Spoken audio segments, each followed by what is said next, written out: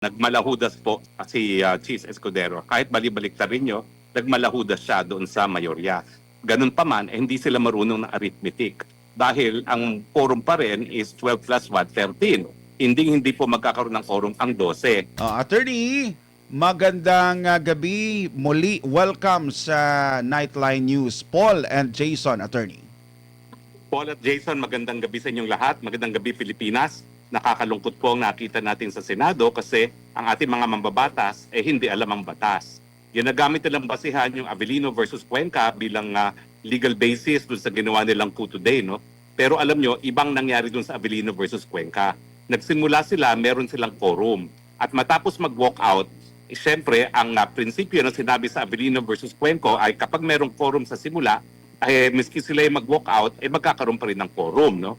Hindi po ganyan ang nangyari ngayon. Ang quorum po ay base pa rin sa 24 mga senador dahil 24 naman po talaga meron tayong mga senador. No? Kaya nagtatago, kaya nakakulong. Ang numero po ng Senado ay 24 at ang lengguwahe ng saligang batas, ang quorum ay mayorya ng lahat ng mga senador. At yan po ay simple mathematics. 12 plus 1 equals 13.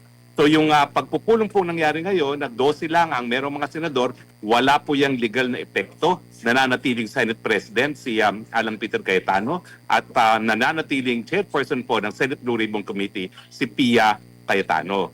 At siyempre po, dahil hindi naman napalitan ang subcommittee chairman ng flood control scam, tuloy-tuloy po dapat ang hearing bukas ng subcommittee on flood control na pinamumunuan ni Senator Marcoleta. So, attorney, kung questionin ng kampo ni Senate President Alan Cayetano ang legality ng sesyon, maaapektuhan po ba ang pagiging chair ni Senator Erwin Tulfo bilang ipinalit nila ngayon as BRC chair at mga hearing na kanyang ipapatawag? Gaya ng sinabi ko po, wala namang bisa yung kanilang pagpupulong ngayon dahil wala silang quorum. Alam niyo po, ang Senado ay yan ay isang collegial body. Hindi yan po pwede magdesisyon hanggang merong quorum. At ang quorum po is 12 plus 1, 13. Mali po yung sinasabi nila na 22 lang dahil yung isa nakakulong, yung isa nagtatago. No? Dahil yung ginagamit nga nilang authority, yung Avellino versus Cuenca, hindi po ganyan ang facts. Ang facts po doon, may quorum, nag-walk out, dahil merong ang quorum sa simula, may quorum pa rin na magpapatuloy. No? Hindi po ganyan ang nangyari ngayon dahil nagsimula sila, wala silang quorum. So kahit anong gawin nila, hindi sila po pwede magkaroon ng quorum. Nakakalungkot lang kasi 12 mga mambabatas yan, elected on a national basis, hindi nila naiintindihan ng batas. Opo. Attorney, bago kay partner Jason, sa umpisa nyo palang pagpasok nyo talagang nanggigigil at dismayado kayo. Pero sa isang post ni Congressman Isidro Ungab, sabi niya dito, by what authority Win Gatchalian banged the gavel and convened the session? Majority of 13 is required by the Constitution to have a quorum. 12 is not a majority. What's happening to our country? Nakakalungkot nga po, no? Dahil obviously ang kanilang intention ay wag matuloy yung subcommittee hearing ng flood control scam bukas. No? At lahat ay ginagawa nila para nga maisarado ang Senado at pagkatapos nga nilang di umano maghalal ng mga bagong opisyalis ng Senado, nagdeklara sila ng recess, no? Sine die, na sila ay babalik na lang sa session ng pagkatapos ng SONA. No? Alam nyo, pati yung declaration sine die, hindi po yan sinang-ayunan ng mababang kapulungan. No? So hindi po yan magkakaroon ng kahit anong epekto. No? Kinakailangan po kung sila ay magre-recess sine die, yan ay ayon sa legislative calendar na pinagsunduan na ng mababang kapulungan at ng Senado o di naman kaya kung mapapaaga gaya ng gusto nilang mangyari ngayon ay dapat sinang-ayunan ng mababang kapulungan na wala naman pong ganyang pagsang-ayon. Ibig sabihin, walang bagong majority block. Wala po. Sila po ngayon ang dapat pumunta sa hukuman para magsabi na sila ang bagong majority block dahil ang hinalal po ng 13 Senate President ay walang iba kundi si Senate President Alan Peter Cayetano at sila naman hindi nila dinidispute yan dahil alam nila na 13 ang boto para magkaroon ng Senate President. No? So dahil kinikilala pa rin nila ang Senate presidency ni Alan Peter Cayetano, natural, lahat ng mga posisyon ay sang-ayon sa sa kasunduan ng mayorya at ang mayorya ngayon ay pinamumunuan pa rin ni Alan Peter Cayetano. silang dapat pumunta sa hukuman dahil sila ang nagpapanggap na Senado.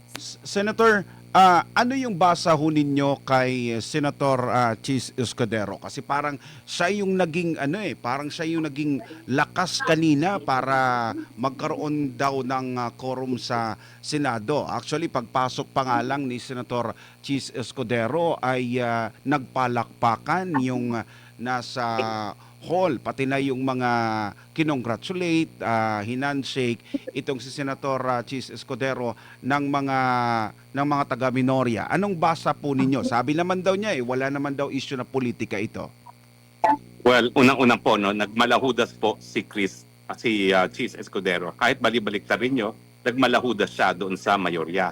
Ganun pa man, hindi sila marunong ng arithmetic. Dahil ang quorum pa rin is 12 plus 1, 13. Hindi po magkakaroon ng quorum ang 12. So kung siya ay magmamalahudas na lang naman, sana tama ang bilang nila. Sana kumuha pa siya ng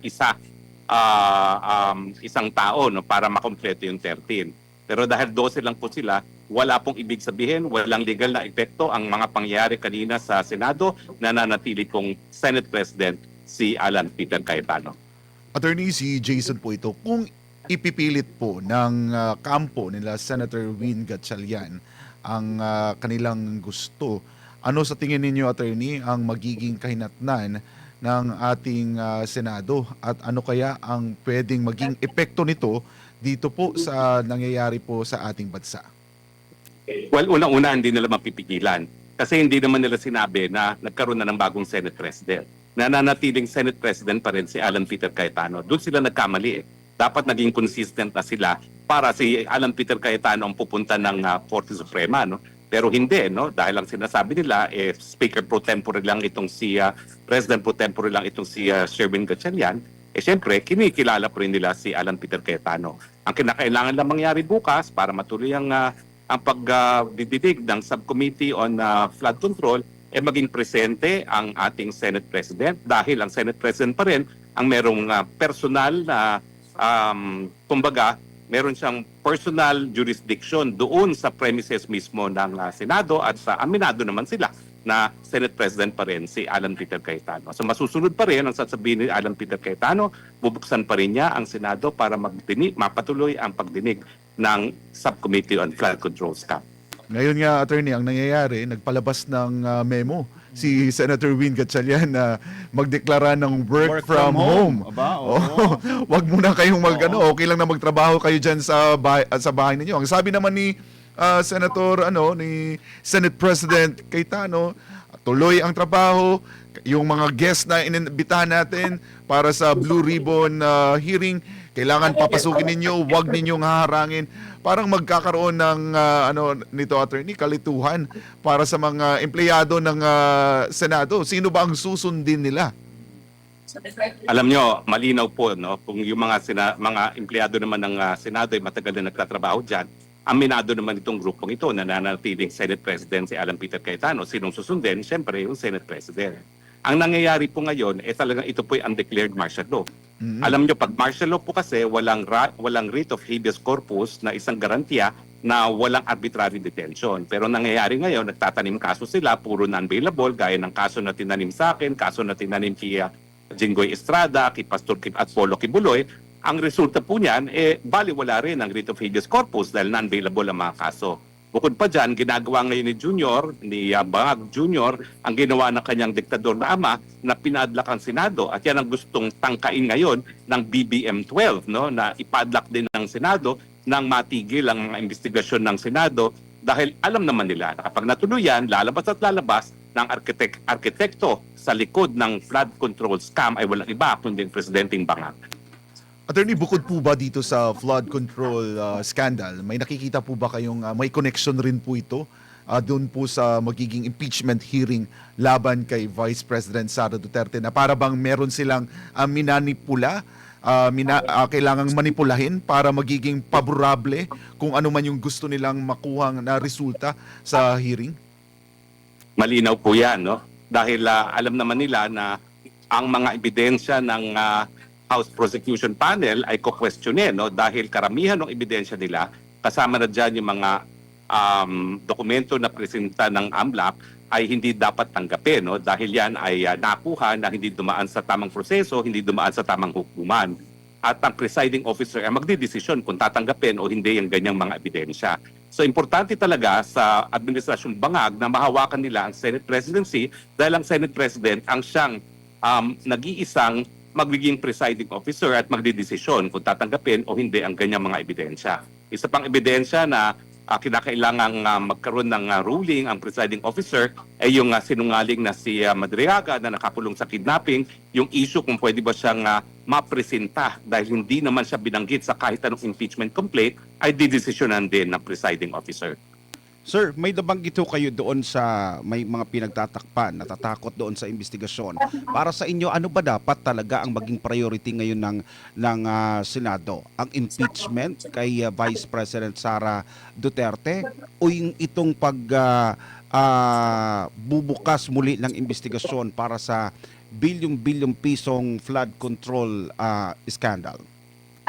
Ang flood control scandal po ay isang investigasyon na nakakaapekto kung paano nagamit ang kaba ng taong bayan sa panahon na talagang kulang-kulang ang kaba ng bayan ngayon.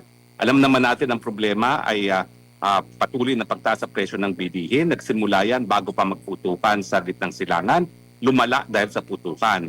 Ang dapat inaatupag ng Senado ngayon ay ang mga solusyon bilang policymakers kung paano nga maibsan ang kahirapan ng taong bayan dulot ng walang tigil na pagtaas sa presyo ng mga bilihin. Pero inuuna nila ang agenda ng Administrasyong Bangag at yan ay sirain ang number 1 na balakid sa kanilang kagustuhan na manatili sa kapangyarihan till kingdom come. Marcos 2-0. Attorney, bago namin kayo bitawan, magtatanong rin po kami sa iba pang mga issue dahil maliban po dito sa Senado, may kaganapan rin po doon po sa mababang kapulungan, doon po sa House of Representatives, kung saan nga po ay na-expel si Representative Kiko Barzaga. Ano po ang masasabi po ninyo, Attorney? Bahagi rin po ba ito ng patuloy na panggigipit ng gobyerno, ng kasalukuyang administrasyon sa lahat ng mga nag-o-oppose po sa kanila? Gaya ng sinabi ko, no, ang lahat ng mapangyari ay undeclared martial law. Kasama na dyan yung pagpapatalsik sa posisyon sa mga tao na hindi pupuri dito sa bangag na presidenteng ito. No? Saan ka nakakita? Ang Kongreso ay deliberative body. Bakit mo papaalisin ng isang tao bilang isang kongresista dahil sa mga nasasabi niya laban sa nakaupong presidente? Hindi ba yan talaga ang trabaho ng Kongreso? Kaya nga, ang mga kongresista, meron silang immunity from libel para walang balakid sa malayang pagdedebate ng mga issue. Ang dapat gawin, debatihin. Unang-una, dapat bang manatili ang presidente na bangag? Pangalawa, sino ang dapat mamuno ngayon sa bansa ngayong napakadaming pagsusubok na hinaharap tayo? Ang tao ba na nasa tamang pag-iisip o ang tao na hinala ng tao na mamuno kapag hindi na kaya ng presidenteng mamuno? At yan, syempre, ay walang iba kundi si VP Sara Duterte. At speaking of Vice President Sara Duterte, Attorney, dahil sinabi po kamakailan sa isang interview ni President Bongbong Marcos Jr. na siya ay nangangamba na baka kung maging presidente po si Vice President Sara Duterte sa 2028 ay baka hindi maipagpatuloy o baguhin umano ni VP Sara yung mga reforma, yung mga naumpisahan ng kanyang administrasyon, which is kanina sa exclusive interview natin kay VP Sara, sinabi niya na wala namang dapat baguhin, the very first place, wala pa namang nagawa si Marcos Jr. Your comment on this, Attorney? Sa kauna-una ang pagkakataon, I disagree with the Vice President. Ang mga ginawa ni Bongbong Marcos, unang-una, pinromote niya ang pulisya na pangungurakot. Ang pangungurakot ngayon nagmumula sa pinakamataas na opisina kaya ginagaya ng lahat ng mga opisina sa ilalim ng Office of the President. Pangalawa, ang ginagawa ni Presidente Marcos ay sinisira ating mga demokratikong mga institusyon. No? Kaya nga, I will disagree with the Vice President kasi lahat ng ginawa ni Marcos ay salot sa ating lipunan. At sana nga, matapos na itong pangungut ng bansang Pilipinas at matapos na ang administrasyon ng Marcos Jr. Bangag sa lalong mabilis na panahon. Attorney, bilang panghuli na lang po, ano na lang mensahe natin sa ating mga kababayan sa gitna po ng mga nangyayari dito sa ating bansa? Ang panawagan ko po, suportahan po natin ang tunay na mga representante ng mamamayang Pilipino, ang tunay na mga senador ng taong bayan. Pumunta po tayo bukas dyan sa Senado. Samahan po natin sila Senator Marcoleta, sila Senator Pia Cayetano, Senator Alan Peter Cayetano, Huwag po nating payagan na ang mga mangungurakot, ang mga nagnakaw sa taong bayan ay itago na naman sa taong bayan ang katotohanan kung ganong kalala ang ginawa nilang blunder sa ating mga bayan. Alright, maraming salamat. Attorney, mag-iingat po kayo dyan. At syempre maraming po salamat sa mga insights po ninyo. Talaga namang mas bumigat dahil doon sa personally, pakiramdam ni attorney ay talagang nadedehado na ang bansang Pilipinas at sambayan Undeclared ng martial Pilipino. law nga. Ika din, Undeclared martial law. Pero parang may kumbaga sa Bisaya pa may pakapin si Attorney Harry Roque. May ginagawa naman pala Oo. ang administrasyon. I-review na lang nila. Kaya review na lang nila. Okay.